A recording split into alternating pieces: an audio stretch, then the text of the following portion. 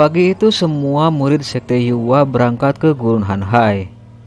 Di antara mereka terdapat juga para senior serta murid-murid Sekte Yuhua yang terpilih untuk menuju Gurun Hanhai, termasuk Hong Yi, Pang Han, dan Liu Kang. Mereka juga dipimpin oleh salah satu murid senior Sekte Yuhua bernama Yan Jiankong. Ketika Yan Jiankong berpapasan dengan beberapa murid Sekte Yuhua termasuk Hong Yi pun terkesima akan ketampanan Yan Jiankong. Namun lain halnya dengan Pang Han merasakan sesuatu yang berbeda dengan seniornya Yan Jiankong itu.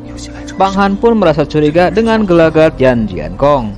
Akhirnya Yan Jiankong pun memimpin semua murid Sekte Yuhua untuk berangkat ke Gurun Hanhai. Setelah menempuh jarak yang cukup panjang, akhirnya mereka pun sampai di sebuah tempat, yaitu sebuah gurun pasir. Karena perjalanan yang sangat melelahkan, mereka berniat untuk beristirahat semalam di tempat itu. Setelah menemukan tempat yang dirasa pas, lalu mereka semua pun mendaratkan burung bangaunya. Rupanya kedatangan mereka juga diamati oleh seseorang dari kejauhan. Sementara itu, para murid Sekte Yuhua yang telah sampai di gurun itu, mereka pun mempersiapkan dan membagi tugas untuk membangun tenda. Pang Han dan Hong Yi pun mempersiapkan perapian untuk memanaskan tubuh mereka dan mempersiapkan makanan untuk mereka santap. Selagi Pang Han mempersiapkan perapian, tiba-tiba Liu Kang pun datang untuk bergabung dengan Pang Han dan Hong Yi. Kedatangan Liu Kang itu ternyata membuat Hong Yi merasa kesal. Sementara itu Yan Jiankong sedang mengatur siasat untuk menemui Pang Han. Di tempat yang lainnya, ketika Pang Han melihat kedua rekannya telah kelelahan dan beristirahat, dia tidak lantas beristirahat, namun dia bersemedi dan mengumpulkan kekuatannya. Di dalam meditasinya, tiba-tiba Pang Han dibawa ke sebuah tempat. Di tempat itulah dia berlatih ilmu bela diri. Namun dalam meditasinya itu, Pang Han terganggu oleh kedatangan seseorang. Ternyata yang datang itu adalah seniornya Yan Jiankong dan beberapa murid yang lainnya. Sontak saja kedatangan Yan Jiankong itu membuat kaget Pang Han dan Hong Yi. Lalu Hong Yi pun berusaha untuk membangunkan Liu Kang. Kecurigaan Pang Han terhadap Jiankong sewaktu keberangkatan memang ada benarnya. Sementara itu Hong Yi terus-menerus berusaha untuk membangunkan Liu Kang dari tidurnya. Rupanya kedatangan Yan Jiankong dan beberapa murid itu membuat gaduh, sehingga pangeran pun ikut menghampiri Yan Jiankong dan Pang Han. Rupanya kedatangan Yan Jiankong dan beberapa murid itu tidak bermaksud baik. Ternyata mereka semua mencurigai Pang Han telah memiliki sebuah senjata pusaka. Lalu Yan Jiankong pun meminta Pang Han untuk memperlihatkan dan menyerahkan senjata pusaka itu. Namun mereka semua tiba-tiba dikejutkan oleh gemerisik langkah kuda. Lalu mereka pun semua bergegas untuk mencari tahu keberadaan gemerisik langkah kuda tersebut. Setelah mereka mengamatinya, ternyata gemuruh suara gemerisik langkah kuda itu datang dari beberapa orang berkuda yang datang menghampiri mereka. Hong Yi pun berteriak kalau itu adalah sekumpulan gerombolan dari bandit gurun pasir.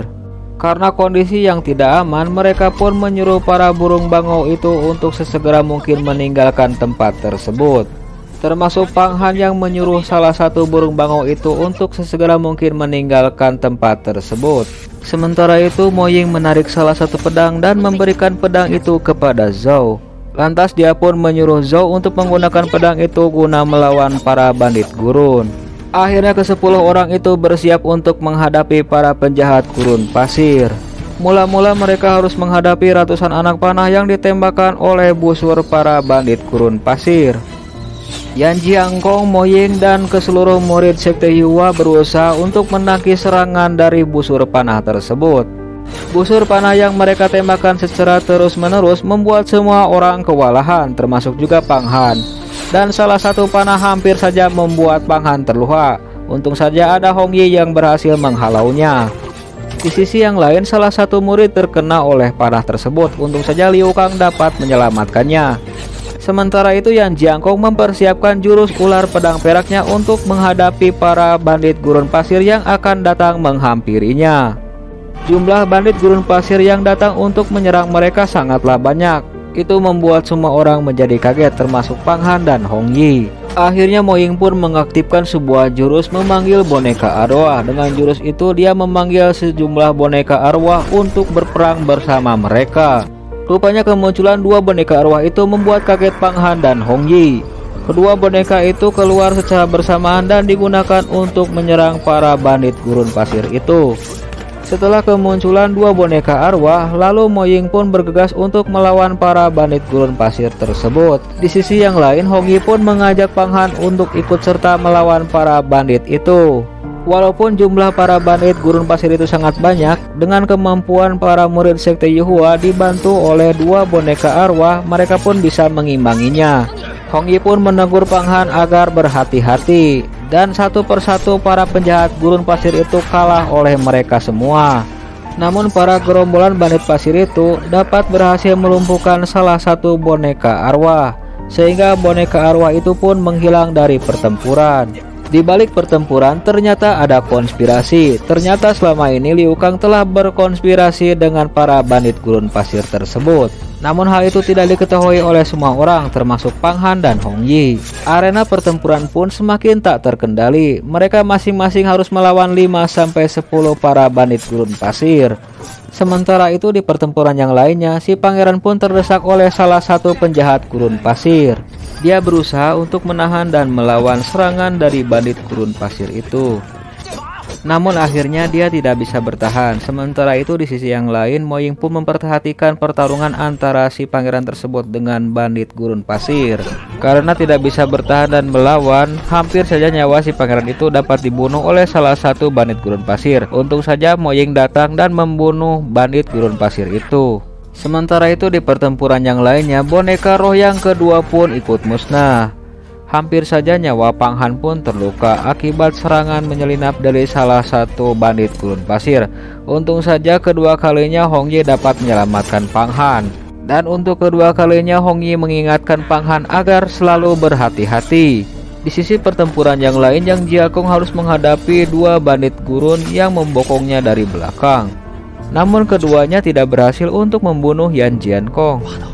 Sementara itu, Pang Han mengucapkan terima kasih atas bantuan dari Yan Jiankong. Lalu dia pun berusaha untuk kembali ke pertarungan dan melawan para bandit gurun tersebut. Pada awalnya Pang Han tidak menaruh rasa curiga kepada Yan Jiankong. Lalu dia pun melanjutkan pertarungannya. Namun seketika dia kaget dengan pedang ular perak yang tiba-tiba menyerangnya. Pang Han pun menyadari kalau Yan Jiankong bukan hanya ingin memusnahkan para bandit gurun itu, melainkan juga ingin memusnahkan dirinya. Pang Han pun berusaha untuk menahan serangan dari Jiankong. Namun sayangnya pedang yang digunakan oleh Pang Han tiba-tiba terbelah menjadi dua. Di saat yang sama ketika Yan Jiankong berusaha ingin melukai Pang Han, tiba-tiba dia diserang oleh sebuah pedang. Serangan pedang itu membuat kaget Yan Jiankong dan dia pun mundur beberapa meter ke belakang karena serangan tersebut. Lalu setelah serangan pedang itu, tiba-tiba muncullah sosok seseorang. Sosok seseorang itu adalah Pangeran Merah Muda yang membawa mayat.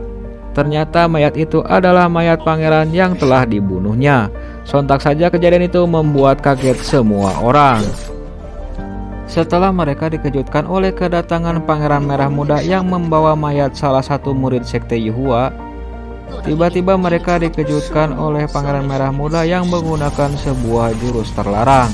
Rupanya dia membuka sebuah portal dimensi yang memanggil sejumlah hewan iblis. Hewan iblis yang dipanggil oleh Pangeran Merah Muda cukup banyak sehingga membuat takut semua orang. Rupanya kedatangan makhluk iblis itu membuat kaget semua orang, tak terkecuali Moying dan Yan Jiankong. Ternyata sejumlah iblis yang dipanggil oleh Pangeran Merah Muda itu bernama Iblis Yansha. Iblis Yansha ini berasal dari dunia lain, yaitu dunia di luar manusia. Mendengar nama Iblis Yansha, tiba-tiba Pang Han pun teringat akan sebuah buku yang dia baca di penginapannya. Buku itu menjelaskan nama Iblis Yansha adalah iblis yang sangat jahat. Lantas Pang Han pun menyuruh rekan-rekannya untuk berhati-hati dan menyelesaikan pertarungan mereka dengan para bandit gurun sebelum melawan para iblis Yansha. Sementara itu Moying dan Yan Jiankong pun berbagi tugas. Yan Jiangkong melawan Pangeran Merah Muda, sedangkan Mo Ying melawan para iblis Yanxia. Mo Ying dan beberapa murid yang lainnya membentuk sebuah formasi untuk melawan para iblis Yanxia yang datang. Sementara itu Yan Jiangkong berusaha untuk melawan Pangeran Merah Muda. Formasi yang dibentuk oleh Mo Ying dan rekan-rekannya itu berbentuk sebuah pedang besar. Pedang besar itu mengejar para iblis Yanxia. Ternyata formasi pedang itu cukup efektif untuk menahan serangan dari para iblis Yanxia. Terbukti iblis Yanxia itu tidak berkutik ketika diserang oleh formasi pedang tersebut. Namun hal yang tidak terduga pun terjadi. Tiba-tiba Zhou mengatakan kepada Mo Ying kalau dia sudah tidak bisa mempertahankan formasinya. Sementara itu di tempat yang lainnya Yan Jiangkong berusaha untuk menahan serangan dari Pangeran Merah Muda. Yan Jiangkong berusaha untuk menolong Mo Ying dan rekan-rekannya, namun niatnya itu dihalang-halangi oleh Pangeran Merah Muda. Akhirnya formasi pedang raksasa itu pun harus beraduan dengan energi iblis Yanxia. Akibat bentrokan dari dua energi itu membuat formasi pedang pun hancur dan beberapa murid pun terjatuh. Kejadian itu membuat kaget semua orang, termasuk Liu Kang yang menyalahkan semua itu karena ulah Pang Han. Lalu mereka semua pun berlari menuju murid-murid yang terjatuh dari formasi pedang itu. Hancurnya formasi pedang itu rupanya dimanfaatkan oleh iblis Yanxia untuk mengejar para murid yang terjatuh. Iblis Yanxia itu memanfaatkan momentum. Mereka berniat untuk menyerang para murid itu. Mo Ying pun berusaha untuk menghalau dari serangan iblis Yanxia. Setelah insiden itu, Zhou pun meminta maaf kepada Mo Ying, namun Mo Ying keburu kesal kepada Zhou. Lalu mereka pun menyusun strategi untuk membuat sebuah formasi. Rupanya mereka membuat sebuah formasi pertahanan untuk menahan serangan dari para iblis Yanxia. Lalu Mo Ying pun mengeluarkan senjata pusaka yang bernama Tali Ayam Langit.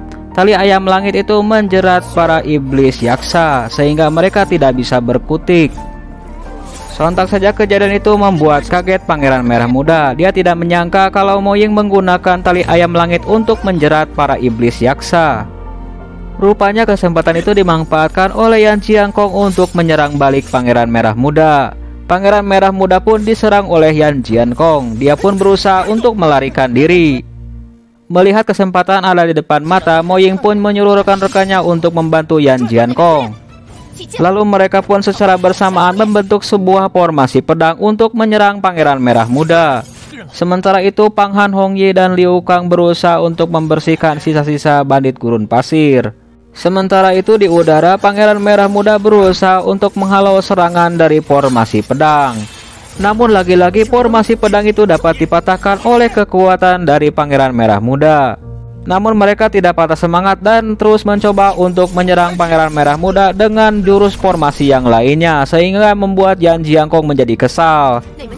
Untuk menebus kesalahan itu, akhirnya mereka pun menggabungkan kekuatan pedang mereka menjadi formasi pedang kendali. Dengan kekuatan itu bersama Yan Jiangkong berusaha untuk menyerang Pangeran Merah Muda. Tiba-tiba Yan Jiangkong pun mengeluarkan sebuah jurus yang berupa cloning dirinya. Cloning itu berusaha untuk menyerang Pangeran Muda dari segala arah. Pangeran Muda yang kondisinya sedang terdesak memaksa dirinya untuk menggunakan jurus formasi pertahanan. Sementara itu mereka yang tidak terlibat pertarungan dengan Pangeran Merah Muda, mereka hanya menyaksikan pertarungan itu dari kejauhan. Naasnya Liu Kang ketika dia lengah hampir saja dibunuh oleh salah satu bandit gurun pasir. Untung saja ada Pang Han yang berhasil menghalaunya. Sementara itu Mo Ying sedang memperhatikan pertarungan sengit antara Yan Jiangkong dengan Pangeran Merah Muda. Pangeran Merah Muda hanya bertahan saja dengan serangan yang dilakukan oleh Yan Jiangkong. Tiba-tiba sebuah energi pedang yang dikeluarkan Yan Jiangkong dapat menembus raga dari Pangeran Merah Muda. Akhirnya Pangeran Merah Muda itu pun tertusuk oleh jurus pedang Yan Jiangkong di bagian perutnya. Namun itu tidak berlangsung lama. Tiba-tiba mereka semua dikagetkan oleh kebangkitan dari Pangeran Merah Muda. tiba-tiba Pangeran Merah Muda mempunyai kekuatan yang sangat mengerikan. Dengan kekuatan energi yang sangat mengerikan itu, dia berusaha untuk menarik jiwa-jiwa musuhnya ke dalam energi itu, sehingga roh-roh itu masuk ke dalam energi yang dia gunakan. Kekuatan yang dikeluarkan oleh Pangeran Merah Muda sangat menakutkan, sehingga Hong Ye pun memaksa Pang Han untuk meninggalkan pertempuran itu. Namun ketika Pang Han dan Hong Ye berusaha untuk meninggalkan tempat itu, tiba-tiba dari belakang ada sebuah energi yang menghentak mereka semua, sehingga Pang Han, Hong Ye dan yang lainnya pun tersungkur. Keesokan harinya Pang Han melihat beberapa murid sekte Yuhua mati dengan cara mengenaskan. Untung saja dia dan Hong Ye tidak mati. Namun Pang Han melihat Hong Ye sangat menderita oleh serangan itu. Selain Hong Ye, dia pun melihat senior Mo Ying dapat bertahan dari energi ledakan yang dikeluarkan oleh Pangeran Merah Muda. Sementara itu Huan Tiandu bergegas datang ke Gurun Han Hai. Rupanya dia sangat mencemaskan keadaan junior-juniornya yang sedang bertarung melawan para bandit gurun pasir. Di tempat yang lain, Pang Han berusaha untuk bangkit, namun lagi-lagi dia diserang oleh sekumpulan roh jahat yang menyerangnya. Hal serupa pun dialami oleh Mo Ying. Di sisi yang lain, Pang Han berusaha untuk mendekati Hong Yi. Dia tahu kalau Hong Yi sedang terluka parah. Dia berusaha untuk mendekatinya dan berusaha untuk mengobatinya. Lalu Xin pun pindah ke suatu tempat di mana Pang Xingqiu pun datang ke Gurun Han Hai. Namun dalam perjalanannya dia diserang oleh seseorang. Ternyata yang menyerang Pang Xingqiu itu adalah Si Molin, salah satu dari penjahat gurun pasir. Ternyata Si Molin bekerja sama dengan Ji Shitei untuk menyingkirkan Pang Xingqiu di Gurun Han Hai. Akhirnya pertarungan pun tak terelakkan lagi antara Pang Xingqiu melawan Si Molin. Namun pertarungan itu tidak berlangsung lama. Pang Xingqiu berhasil mengusir Si Molin dengan kekuatan petir ungunya. Sementara itu di tempat yang lainnya, Pang Han berusaha untuk mendekati Hong Yi dan memberikan darahnya untuk mengobati Hong Yi. Sementara itu Yan Jiangkong dan Mo Ying berusaha sekuat tenaga untuk menahan serangan dari roh-roh jahat yang menyerang mereka. Yan Jiangkong berusaha untuk mengambil pedang perak. Yan Jiangkong berusaha untuk mengambil pedang ular peraknya, namun rencananya itu dapat diketahui oleh Pangeran Merah Muda. Hal tidak terpuji pun dilakukan oleh Yan Jiangkong. Karena dia tidak bisa mengalahkan Pangeran Merah Muda, akhirnya dia pun berusaha untuk melarikan diri. Tentu saja kejadian itu membuat Mo Ying kecewa terhadap Yan Jiangkong. Setelah kepergian Yan Jiangkong, Pangeran Merah Muda pun turun untuk mendekati Mo Ying. Di sisi yang lain, Pang Han berusaha untuk mengamati keadaan. Ternyata setelah diperhatikan oleh Pang Han, Pangeran Merah Muda itu pun terluka cukup parah. Namun dia masih berusaha untuk mendekati Mo Ying. Ketika dia akan melangkah mendekati Mo Ying, tiba-tiba Mo Ying melemparkan sesuatu kepadanya, dan dia pun menangkap benda itu. Dia tidak menyadari kalau benda yang dilemparkan Mo Ying itu adalah sebuah senjata rahasia. Dengan kekuatannya, Mo Ying berusaha untuk meledakkan senjata itu. Efek dari ledakan itu membuat Pangeran Merah Muda dan Mo Ying pun terluka. Setelah ledakan itu, Mo Ying pun berusaha untuk meraih cambuk tali ayam langit. Namun usahanya itu dapat digagalkan oleh Pangeran Merah Muda. Akibat kejadian itu, dia pun menjadi marah kepada Mo Ying dan langsung mencekiknya. Ketika Mo Ying tidak bisa berbuat apa-apa dan jiwanya diserap oleh Pangeran Merah Muda, tiba-tiba Pang Han mencoba untuk menolongnya. Dia mencoba untuk menyerang dan menikamkan sebuah pedang ke tubuh Pangeran Merah Muda. Namun pedang itu tidak bisa melukainya karena Pangeran Merah Muda mempunyai sebuah jubah jira sihir yang bisa menahan sebuah serangan. Akibat serangan itu, malah Pang Han terpental beberapa meter ke belakang. Dan Pang Han pun tidak bisa menyelamatkan nyawa Mo Ying. Akibat serangan secara diam-diam, Pang Han membuat Pangeran Merah Muda menjadi marah. Dia tidak menyangka kalau ada orang yang berhasil bertahan dari serangan 6 hasrat petir yinnya. Pangeran Merah Muda mencurigai kalau Pang Han mempunyai sebuah senjata pusaka. Dia pun berusaha akan mengambil pusaka itu dari Pang Han. Akhirnya Pang Han pun harus bertarung melawan Pangeran Merah Muda. Dengan tingkat kultivasi yang berbeda, Pang Han hanya bisa bertahan dari serangan Pangeran Merah Muda. Beberapa kali serangan yang dilancarkan pangeran itu kepada Pang Han hanya mencoba untuk menahannya. Namun akibat karena kultivasi Pang Han yang rendah, dia ditekan terus-menerus dan akhirnya Pang Han pun tidak bisa menahan serangan dari Pangeran Merah Muda. Dan Pang Han pun terdorong beberapa meter ke belakang. Sementara itu di tempat yang lain, ternyata Hong Yi telah siuman dari pingsannya. Pang Han pun berusaha mati-matian bertahan dari serangan Pangeran Merah Muda. Di sisi yang lain, Hong Yi pun terus memperhatikan pertarungan antara Pang Han dengan Pangeran Merah Muda. Dia pun mencemaskan keadaan Pang Han yang terus-menerus ditekan oleh kekuatan Pangeran Merah Muda. Di balik serangan Pangeran Merah Muda itu kepada Pang Han, ternyata Pangeran Merah Muda itu sebenarnya sedang terluka sangat parah. Walaupun Pangeran Merah Muda sedang terluka, namun serangan pedangnya masih bisa mengancam nyawa dari Pang Han. Tiba-tiba Pangeran Merah Muda pun mengeluarkan sebuah energi yang sangat dahsyat. Serangan tersebut rupanya memancing pil Juikyo yang berada di tubuh Pang Han. Di sisi yang lain, Hong Yi berusaha bangkit dan menyerang Pangeran Merah Muda secara diam-diam. Rupanya Hong Yi berusaha untuk menusukkan pedang itu ke tubuh Pangeran Merah Muda. Namun tiba-tiba Hong Yi pun merasa kaget karena serangannya itu tidak bisa melukai dari Pangeran Merah Muda. Malah akibat serangannya itu dia pun terlempar beberapa meter ke belakang. Akibat serangan dari Hong Yi itu membuat Pangeran Merah Muda menjadi marah dan dia pun berusaha untuk mendekati Hong Yi. Melihat Hong Yi dalam bahaya, Pang Han pun berusaha untuk menyelamatkannya. Namun apa daya, dirinya juga sedang bertahan dari serangan pedang Pangeran Merah Muda. Namun ajaibnya, pedang yang akan merenggut nyawa Pang Han tiba-tiba menghilang begitu saja. Rupanya pedang itu masuk ke raga Pang Han. Lalu Pang Han pun mencoba untuk menyerang Pangeran Merah Muda dengan jurus asap serigala yang ia dapatkan dari Simolin. Jurus asap serigala yang dikeluarkan Pang Han membuat Hong Yi pun tercengang. Dia tidak menyangka kalau Pang Han memiliki jurus yang sangat mengerikan. Sementara itu, di tempat yang lain, Yan Jiangkong yang berusaha melarikan diri dari pertempuran, akhirnya dia pun bertemu dengan Huan Tiandu. Lalu dia pun menemui seniornya Huan Tiandu dan melaporkan kondisi peperangan. Dan akhirnya Pangeran Merah Muda pun dapat dikalahkan oleh Pang Han. Mengetahui Pang Han berhasil mengalahkan Pangeran Merah Muda, Hong Yi pun memberi hormat kepada Pang Han. Dia tidak menyangka kalau Pang Han selama ini menyembunyikan kekuatan yang sebenarnya. Lalu Pang Han pun menjelaskan kepada Hong Yi kalau seluruh murid sekte Yuhua yang terlibat pertarungan telah meninggal di tangan Pangeran Merah Muda. Namun Pang Han teringat akan pusaka tali ayam langit yang mengendalikan iblis Yansha. Pang Han berusaha untuk meraih tali cambuk ayam langit dan mengendalikan iblis Yansha. Namun alih-alih mengendalikannya, malah iblis Yansha itu masuk ke dalam raganya. Tiba-tiba Pang Han masuk ke alam lukisan Huang Quan Kun. Setelah sadar, Pang Han pun mengamati sekelilingnya. Lalu dia pun melihat sejumlah iblis Yansha yang masuk ke dimensi Huang Quan. Bahkan tali ayam langit pun berubah wujud menjadi seekor burung raksasa di dimensi Huang Quan itu. Burung pinik raksasa itu rupanya berusaha untuk menyerang Pang Han. Namun tiba-tiba muncullah seekor naga yang menghalanginya. Naga itu rupanya berusaha untuk melawan burung pinik. Keduanya terlibat pertarungan yang sangat sengit di udara. Sementara itu di tempat yang lain, setelah Yan Jiangkong melaporkan seluruh kejadian di medan pertempuran, Huan Tiandu pun mulai bertindak. Mata batinnya merasakan kalau hal yang buruk telah terjadi di pertempuran itu. Setelah merasakan hal yang kurang baik, Huan Tiandu pun bergegas untuk pergi.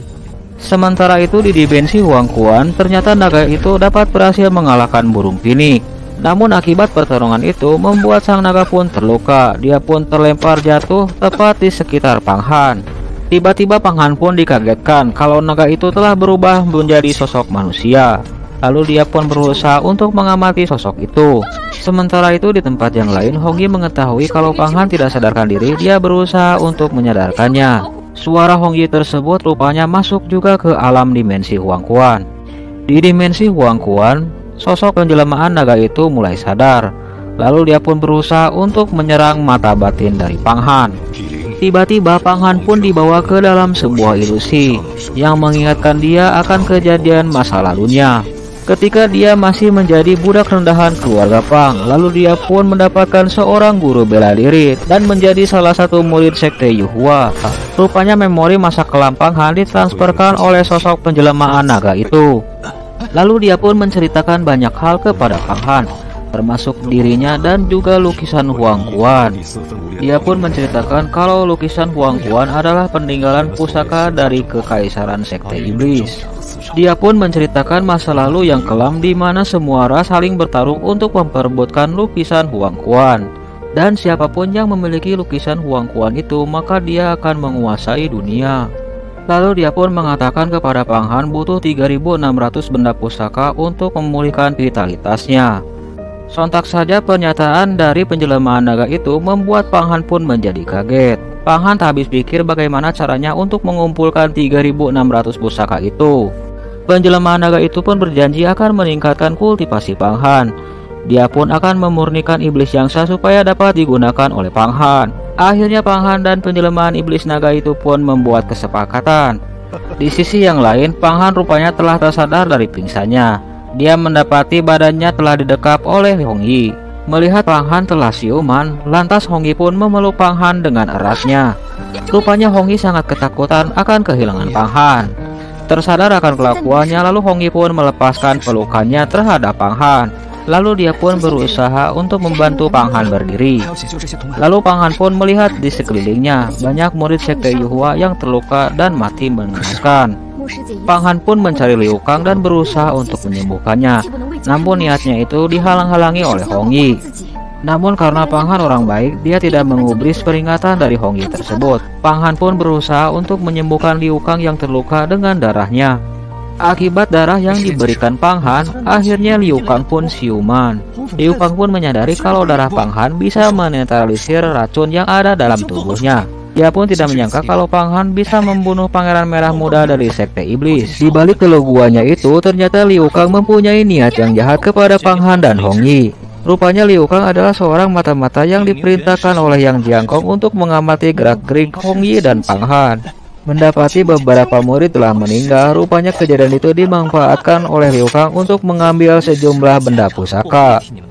Dengan keserakahannya, Liu Kang mencoba untuk mendapatkan seluruh benda pusaka yang ada di tempat itu, sehingga membuat Hong Yi pun menjadi kesal dan marah kepada Liu Kang.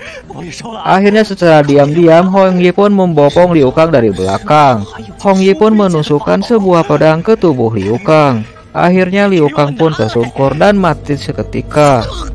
Sontak saja kejadian itu membuat Pang Han menjadi kaget.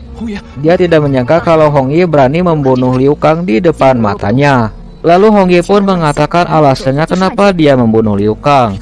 Karena Liu Kang itu adalah seseorang yang sangat jahat dan mempunyai sifat yang licik.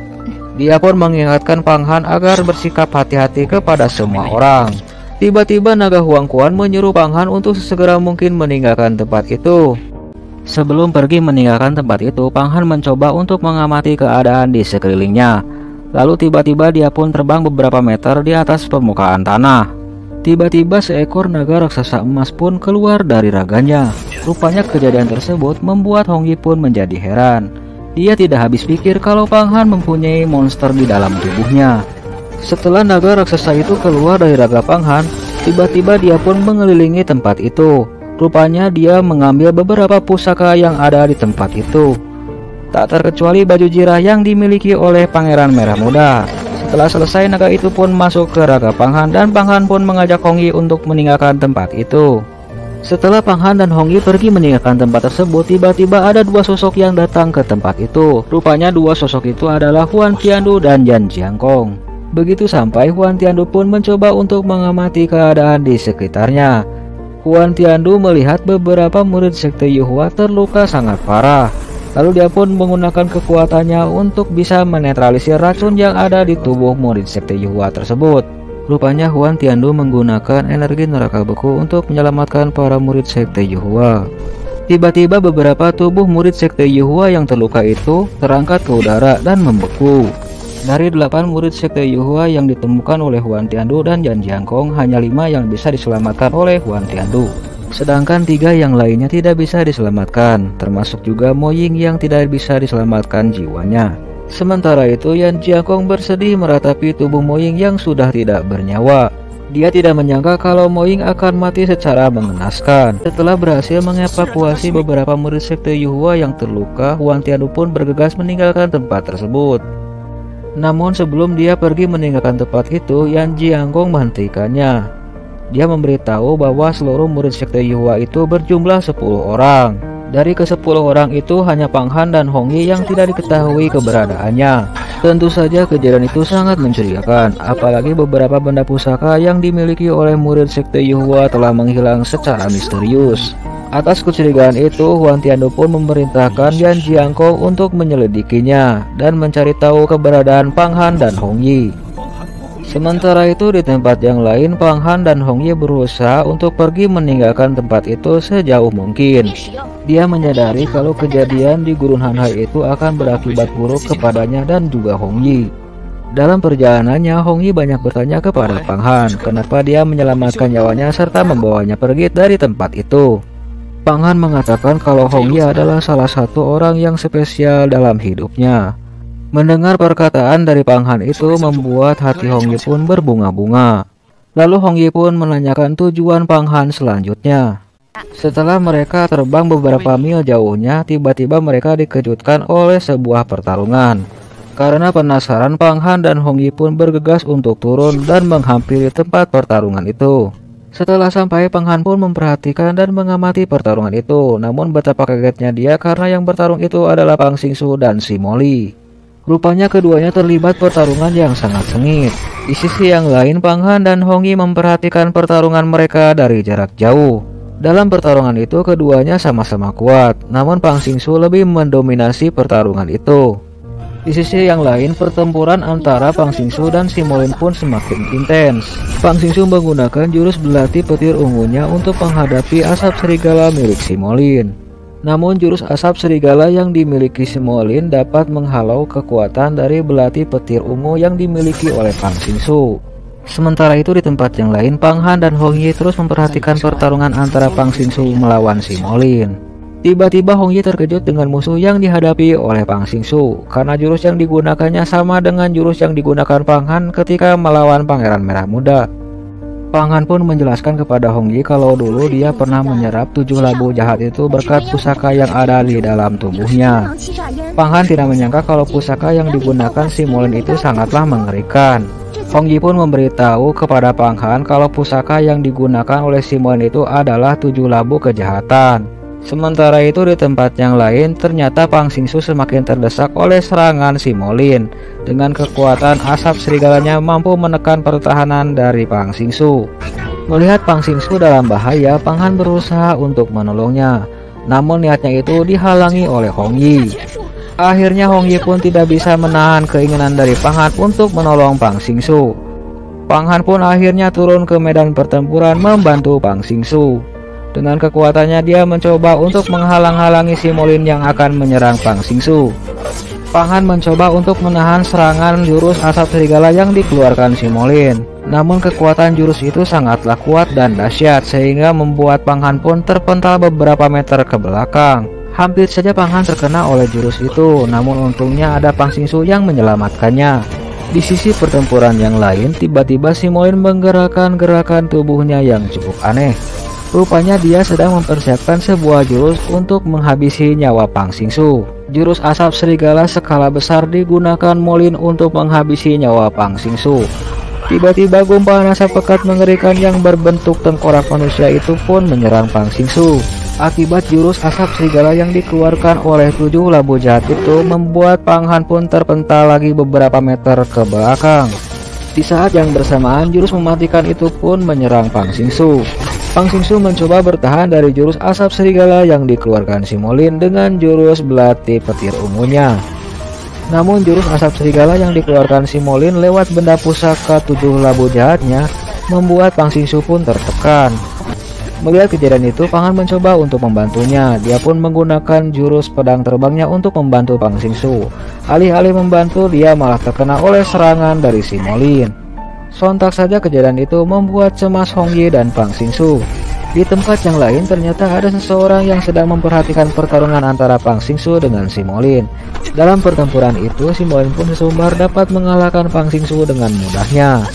Pertarungan pun masih berlanjut. Pang Xingsu menggunakan jurus belati petir ungunya untuk menghadapi Si Molin. Di tempat yang lain, Pang Han pun berusaha untuk menghindari serangan dari asap serigala yang dikeluarkan oleh Si Molin. Dan akhirnya salah satu jurus asap serigala dapat melukai Pang Han. Melihat Pang Han terluka, Hong Yi pun turun cepat-cepat untuk membantu Pang Han. Namun ketika Hong Yi berusaha untuk menolong Pang Han, tiba-tiba asap serigala datang untuk menyerangnya. Untung saja Pang Han dapat menyelamatkannya. Di sisi pertempuran yang lain, rupanya Pang Xingsu tidak bisa bertahan dari jurus asap serigala yang dikeluarkan Simolin, sehingga membuat Pang Xingsu terpental dan terjatuh. Keadaan Pang Xingsu pun semakin terdesak oleh serangan Simolin. Keadaan itu membuat Pang Han pun semakin cemas. Dia berusaha untuk membantu Pang Xingsu, namun niatnya itu selalu dihalang-halangi oleh Hong Yi. Dengan kekuatannya, Pang Han mencoba untuk menahan jurus asap serigala yang dikeluarkan Simolin untuk menghabisi Pang Xingsu. Namun suatu keajaiban terjadi di pertarungan antara Pang Xingsu dengan Simolin. Sebuah energi besar menyelimuti tubuh Pang Xingsu. Ternyata Pang Xingsu menembus kultivasinya yang baru. Pang Han berusaha untuk menahan serangan Simolin dan memberi waktu kepada Pang Xingsu untuk mengumpulkan kekuatannya. Tiba-tiba dia didorong oleh seseorang hingga dia pun terjatuh.